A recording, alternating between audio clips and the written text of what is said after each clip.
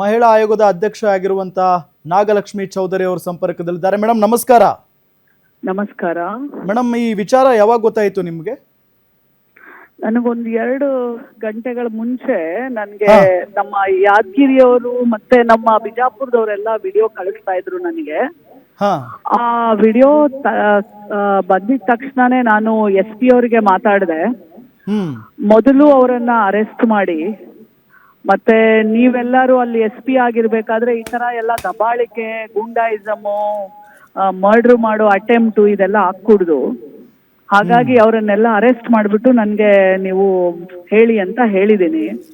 So SP ಅವರು, ಪೃಥ್ವಿ ಅವರು ಹೇಳಿದ್ರು ನನಗೆ, ಮೇಡಮ್ ನಾನು ಅವ್ರನ್ನ ಅರೆಸ್ಟ್ ಮಾಡಿ ನಿಮಗೆ ತಿಳಿಸ್ತೀನಿ ಅಂತ ಹೇಳಿದ್ರು. ಆಮೇಲೆ ನಮ್ಮ ಈ ಒಂದು ಹೆಣ್ಮಗಳು ತಾಲೂಕ್ ಆಸ್ಪತ್ರೆಯಲ್ಲಿ ಅಡ್ಮಿಟ್ ಆಗಿದ್ದಾರೆ ಅಂತ ಆ ಹೆಣ್ಮಗಳು ತಾಯಿ ಜೊತೆನೂ ಮಾತಾಡಿದೆ. ನಾನು ಆ ಹೆಣ್ಮಗಳ ಜೊತೆನೆ ಮಾತಾಡಿದೆ. ಅವಳು ತುಂಬಾ ನೋವಿನಲ್ಲಿದ್ಲು. ಆಮೇಲೆ ಅಲ್ಲಿ ಏನೋ ಆಸ್ಪತ್ರೆಯಲ್ಲಿ ಏನೋ ಎಕ್ಸ್ರೇ ಏನೋ ಪ್ರಾಬ್ಲಮ್ ಇದೆ ಅಂತ ಹೇಳಿದ್ರು. ಇಮಿಡಿಯೇಟ್ಲಿ ನಾನು ನಮ್ಮ ಡಿಸ್ಟ್ರಿಕ್ಟ್ ಹೆಲ್ತ್ ಆಫೀಸರ್ಗೆ ಮಾತಾಡಿ ಅವರನ್ನ ಇಮಿಡಿಯೇಟ್ಲಿ ನಮ್ಮ ಯಾದಗಿರಿ ಜಿಲ್ಲಾ ಆಸ್ಪತ್ರೆಗೆ ಶಿಫ್ಟ್ ಮಾಡಿ, ಅವ್ರಿಗೆ ನಾಳೆ ಆಪರೇಷನ್ ಮಾಡ್ಬೇಕಾ, ಅರ್ಲಿ ಅವರ್ಸ್ ಅಲ್ಲಿ ಏನಾಗ್ಬೇಕು ಎಲ್ಲ ಮಾಡಿ, ನೀವೇ ಆಂಬುಲೆನ್ಸ್ ಮಾಡಿ ಆ ಹೆಣ್ಮಗಳನ್ನ ಶಿಫ್ಟ್ ಮಾಡಿ ನನಗೆ ಎಲ್ಲ ರಿಪೋರ್ಟ್ ನೀವು ಕೊಡಬೇಕು. ನಾನು ಇದನ್ನ ಪರ್ಸನಲಿ ನಾನು ಫಾಲೋ ಮಾಡ್ತೀನಿ ಅಂತಾನು ಸಹ ನಾನು DHO ಅವ್ರಿಗೆ ಮಾತಾಡಿದ್ದೀನಿ. ಆ ಹೆಣ್ಮಗಳಿಗೂ ಸಹ ನಾನು ಸಾಂತ್ವನ ಹೇಳಿ, ನಾನು ನಿನ್ ಜೊತೆ ಇರ್ತೀನಿ, ಹೆದರ್ಕೋಬೇಡ, ಈಗ ಸದ್ಯಕ್ಕೆ ಫಸ್ಟ್ ನಿನ್ ಟ್ರೀಟ್ಮೆಂಟ್ ಆಗ್ಲಿ, ನೀನ್ ಗುಣಮುಖ ಆಗು, ಮತ್ತೆ ಮಿಕ್ಕಿದ ಎಲ್ಲ ಸಪೋರ್ಟು ನಾವು ಆಯೋಗದಿಂದ ನಿನ್ಗೆ ಕೊಡ್ತೀವಿ ಅಂತ ಸಹ ನಾನು ಹೇಳಿದ್ದೀನಿ. ಮೇಡಮ್, ಏನ್ ಪ್ರಾಬ್ಲಮ್ ಅಂತೆ? ಇಷ್ಟು ದ್ವೇಷ ಯಾಕೆ? ಹೌದು, ತಂದೆ, ಅಣ್ಣಂದ್ರು, ತಂಗಿ ಎಲ್ಲ ಸೇರಿ ಹೊಡೆದಿರೋದು ಇದು. ಅದೇ ಅದು ನಾನು ವಿಚಾರಿಸ್ಲಿಲ್ಲ. ಯಾಕೆ ಅಂದ್ರೆ ಅವಳು ತುಂಬಾ ನೋವಲ್ಲಿದ್ಲು. ಹಾಗಾಗಿ ನಾನು ಅದೆಲ್ಲ ಮಾತಾಡ್ಲಿಲ್ಲ.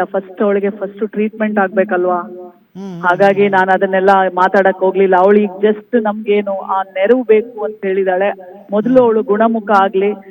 ಮತ್ತೆ ನಾನು SP ಅವ್ರಿಗೂ ಮಾತಾಡಿರೋದ್ರಿಂದ ಅವರು ಸಹ ಅವಳಿಗೆ ಎಲ್ಲಾ ತರ ಸಪೋರ್ಟ್ ಮಾಡ್ತಾರೆ. ಮತ್ತೆ ನಮ್ಮ ಮಹಿಳಾ ಮತ್ತು ಮಕ್ಕಳ ಕಲ್ಯಾಣ ಇಲಾಖೆ, ಅಲ್ಲಿನ ನಮ್ಮ ಸುರ್ಪುರ್ದು ಮತ್ತೆ ಯಾದಗಿರಿದು ಅಧಿಕಾರಿಗಳು ಸಹ ಅವಳೊಟ್ಟಿಗೆ ನಿಂತ್ಕೊಂಡು ಅವಳಿಗೆ ಸಂಪೂರ್ಣವಾಗಿ ಸಹಕಾರ ಮಾಡ್ತಾರೆ. ಮೇಡಮ್, ಆ ವಿಡಿಯೋದಲ್ಲಿ ನೋಡ್ತಾ ಇದ್ರೆ ಅವ್ರಿಗೆ ಅಂದ್ರೆ ರಕ್ತ ಎಲ್ಲ ತುಂಬಾ ಚೆಲ್ಲಿದೆ, ಜೊತೆಗೆ ಅವ್ರು ಎದ್ದೇಳ್ತಾ ಇಲ್ಲ ಮೇಲೆ, ಅಂದ್ರೆ ಆ ರೀತಿಯಾಗಿ ಹೊಡೆದಿದಾರ ಅಂತ. ಅದೇ ಅದು ಬಹಳ ಕ್ರೂರ ಅನ್ನಿಸ್ತು ನನಗೆ. ಅದು ನೋಡಿದ ತಕ್ಷಣನೇ ನನಗೆ ಬಹಳ ಮನಸ್ಸಿಗೆ ಬೇಜಾರಾಯ್ತು. ಅಂದ್ರೆ ನಾವು ಹೇಳಕ್ ಆಗುದಿಲ್ಲ, ಆ ನೋವಲ್ಲಿರೋ ಹೆಣ್ಮಗಳಿಗೆ ಅಷ್ಟೇ ಗೊತ್ತು ಅದ್ರ ಸಂಕಟ. ಅದು ನೋಡಿದ ತಕ್ಷಣನೇ ನನಗೆ ಬಂದಿದ ತಕ್ಷಣ ಇಮಿಡಿಯೇಟ್ಲಿ ನಾನು SP ಅವ್ರಿಗೆ ತಗೊಂಡು ಮಾತಾಡಿದ್ದೀನಿ. ಆಮೇಲೆ ಅಲ್ಲಿನ DHO ಮಾತಾಡಿದ್ದೀನಿ, ಮತ್ತೆ ಆ ತಾಯಿ ಜೊತೆನೂ ಮಾತಾಡಿದ್ದೀನಿ, ಆ ಹೆಣ್ಮಗಳ ಜೊತೆನೂ. ಅವಳು ತುಂಬಾ ನೋವಲ್ಲಿದ್ಲು, ಹಾಗಾಗಿ ನಾನೇನು ಮಾತಾಡಕ್ ಹೋಗ್ಲಿಲ್ಲ. ಮೊದಲು ಅವಳಿಗೆ ಟ್ರೀಟ್ಮೆಂಟ್ ಸಿಗ್ಲಿ, ಆಮೇಲೆ ನಂತರದಲ್ಲಿ ಕಾನೂನಿನ ಅಡಿ ಏನೆಲ್ಲ ಕ್ರಮಗಳನ್ನ ತಗೋಬಹುದು, ಖಂಡಿತವಾಗ್ಲೂ ಆ ನೆರವನ್ನ ಅವಳಿಗೆ, ಆ ಮಗಳಿಗೆ ನಾವು ಕೊಡ್ತೀವಿ. ಅಂದ್ರೆ ಮೇಡಮ್, ಈ ವಿಡಿಯೋ ನೋಡ್ತಾ ಇದ್ರೇನೆ ತುಂಬಾ ಬೇಜಾರಾಗುತ್ತೆ. ಜೊತೆಗೆ ಒಡ ಹುಟ್ಟಿದವರು, ಜೊತೆಗೆ ಅಪ್ಪ, ಸ್ವಂತ ಅಪ್ಪನೇ ಇಷ್ಟು ಮೃಗೀಯ ರೀತಿಯಲ್ಲಿ ವರ್ತನೆ ಮಾಡಬಹುದಾ ಅಂತ. ಅಂದ್ರೆ ಎಲ್ಲಿ ಹೋಗ್ತಾ ಇದೆ ನಮ್ಮ ಮಾನವೀಯತೆ, ಈ ಸಮಾಜ ಅಂತ. ಏನೋ ಮಗಳಂತ ಅಕ್ಸೆಪ್ಟ್ ಮಾಡೋ ಒಂದು ಮನೋಭಾವ ತಂದೆಯಲ್ಲೇ ಇಲ್ಲ, ಅಣ್ಣ ತಮ್ಮದಿರಲ್ಲೇ ಇಲ್ಲ ಅಂದಾಗ ಬಹಳ ದುಃಖ ಆಗತ್ತೆ. ಸಮಾಜ ಬದಲಾಗೋತನ ಎಷ್ಟೇ ಕಾನೂನು, ಎಷ್ಟೇ ಪೊಲೀಸ್ ಇದ್ರೂನು ಇಷ್ಟೇ ನೋಡಿ. ಅದು ಬಹಳ ಬೇಸರದ ಸಂಗತಿ. ನಾವೆಲ್ಲ ಇಡೀ ಸಮಾಜ ಬದಲಾದಾಗ ಮಾತ್ರನೇ ನಾವು ಯಾವುದೇ ಕಾನೂನು ತಂದ್ರೂ ಆ ಹೆಣ್ಣು ಮಗಳಿಗೆ ನ್ಯಾಯ ಸಿಗಕ್ ಸಾಧ್ಯ. ಇಲ್ದಿದ್ರೆ ಕಾನೂನು ವೇಸ್ಟು, ಎಲ್ಲವೂ ವೇಸ್ಟ್ ಆಗ್ಬಿಡತ್ತೆ ಇಂಥ ಸಂದರ್ಭದಲ್ಲಿ. ಮೇಡಮ್, ಈಗ ಅಲ್ಲಿನ ಪೊಲೀಸ್ ಇಲಾಖೆ ಅಥವಾ ಪೊಲೀಸ್ ಅಧಿಕಾರಿ ಎಸ್ ಸಂಪರ್ಕ ಕಡಿತಗೊಂಡಿದೆ. Thank you madam, guarantee news ಜೊತೆಗೆ ಮಾತನಾಡಿದ್ದಕ್ಕೆ. ಗಮನಿಸ್ತಾ ಇದ್ದೀವಿ, ಈಗ ನಾಗಲಕ್ಷ್ಮಿ ಚೌಧರಿ ಅವರು ಕೂಡ ಅಲ್ಲಿನ ಪೊಲೀಸ್ ಅಧಿಕಾರಿಗಳ ಜೊತೆಗೆ ಮಾತನಾಡಿದ್ದಾರೆ. ಏನು ಕ್ರಮ ತೆಗೆದುಕೊಳ್ಬೇಕು ಅನ್ನೋದನ್ನು ಕೂಡ ಸೂಚನೆ ಕೊಟ್ಟಿದ್ದಾರೆ.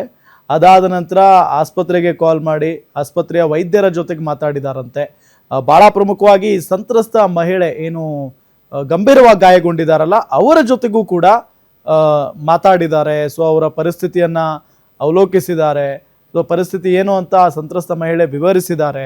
ಸೊ ಯಾವ ರೀತಿಯಾದಂಥ ಕ್ರಮ ಆಗುತ್ತೆ ಮತ್ತು ಯಾವ ದ್ವೇಷಕ್ಕೆ ಈ ರೀತಿಯಾಗಿ ಆಕೆಯ ಮೇಲೆ ಮೃಗೀಯ ವರ್ತನೆ ತೋರಿದ್ದಾರೆ ಆಕೆಯ ತಂದೆ, ಒಡ ಹುಟ್ಟಿದವರು ಅನ್ನೋದು ಒಂದು ಪ್ರಶ್ನೆ ಅಂತೂ ಇದ್ದೇ ಇದೆ. ಕೇವಲ ಆಸ್ತಿ ವಿಚಾರನ ಅಥವಾ ಇನ್ನೇನಾದರೂ ಕಾರಣ ಇದೆಯಾ ಅದನ್ನ ಆ ವಿಚಾರ ಗೊತ್ತಾಗಬೇಕಾಗಿದೆ. ಜೊತೆಗೆ ಪೊಲೀಸ್ ಇಲಾಖೆ ಈಗಾಗಲೇ ಆಕೆಯ ಜೊತೆಗಿದೆ, ಮಹಿಳಾ ಆಯೋಗವು ಕೂಡ ನಾವು ಇದ್ದೇ ಇರ್ತೀವಿ ಅಂತ ಹೇಳ್ತಾ ಇದೆ. ನೋಡೋಣ ಏನಾಗುತ್ತೆ ಅಂತ ಹೇಳಿ.